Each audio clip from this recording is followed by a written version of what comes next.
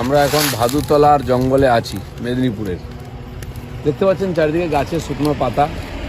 এই সময় বিশেষ করে শাল জঙ্গলে সমস্ত পাতা ঝরে যায়, কচি কচি পাতা বেরোয়, তারপরে ফুল হয়, তারপরে বীজ হয়, যে বীজ থেকে তেল হয়, সাবানও হয়।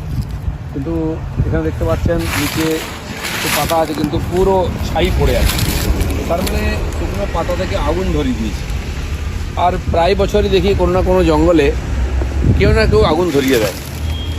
কেন ধরায়, কী উদ্দেশ্য জানো নেই, কিন্তু এতে যেটা সমস্যা হয়, এই জঙ্গলে পাতাগুলোই সারের কাজ করে। এই যে শত শত বছর ধরে জঙ্গল কেউ সার দেয়নি, কিন্তু গাছের পর গাছ হচ্ছে, বড় বড় হচ্ছে পাতাগুলো থাকার পরে।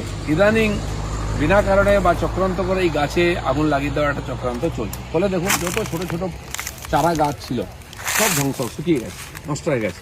এগুলো 1-2 বছর আগেকার গাছ, এগুলোই বড় হতো একসময়, এবং বাকি গাছের নিচে সমস্ত পাতা জ্বলে গেছে, শুকিয়ে গেছে, গাছের চামড়া নষ্ট হয়ে যায়, গ্রোথ কমে যায়। এই যে একটা অপ্রাকৃতিক ব্যাপার এবং প্রকৃতিকে ধ্বংস করার চক্রান্ত চলছে। এমনিতেই জঙ্গল কেটে দিনের পর দিন শেষ হয়ে গেছে, জঙ্গলের পরিধি কমে গেছে। সরকারের প্রচেষ্টায় গত 5-7 বছরে 1% জঙ্গল আমাদের দেশে বেড়েছে। কিন্তু এরকম করতে থাকলে যে জীবন্ত জঙ্গল সেটাও শেষ হয়ে যাবে। চারিদিকে নিচে কোনো কাঁচা গাছ নাই, সমস্ত শুকিয়ে গেছে। আগামী 1-2 বছর লাগবে আবার নতুন করে গাছ হতে। তো সেজন্য আমাদের সবাইকে সচেতন হওয়া উচিত। নতুন করে গাছ লাগানো দরকার আছে, আর সেখানে উল্টো হচ্ছে, গাছ নষ্ট করা হচ্ছে বিনা কারণে।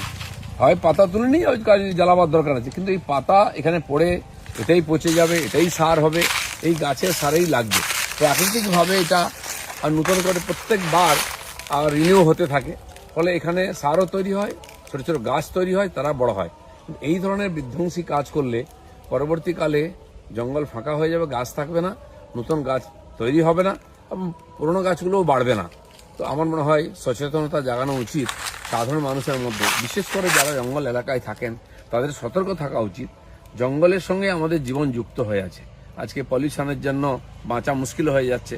সরকার 50 সালের মধ্যে 0 পলিউশন করবে কথা দিয়েছে, মাননীয় প্রধানমন্ত্রী চেষ্টা করছেন।